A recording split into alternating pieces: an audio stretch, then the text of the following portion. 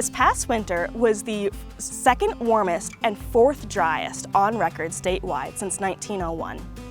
Scotts Bluff saw its warmest December, February, and March, as well as its second driest February in the past 25 years.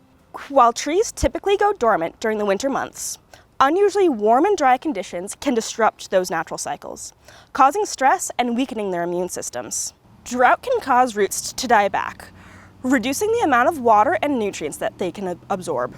During the summer, trees continue to transpire or sweat, even when soil moisture is limited and their roots are unable to absorb enough water to meet their needs. Over time, this imbalance can lead to dehydration and further stress.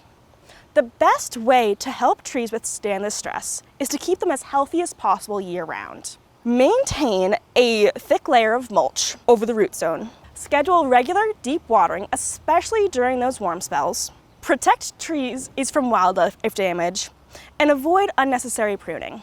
When planting new trees, try to choose species that are drought tolerant and less prone to canker diseases.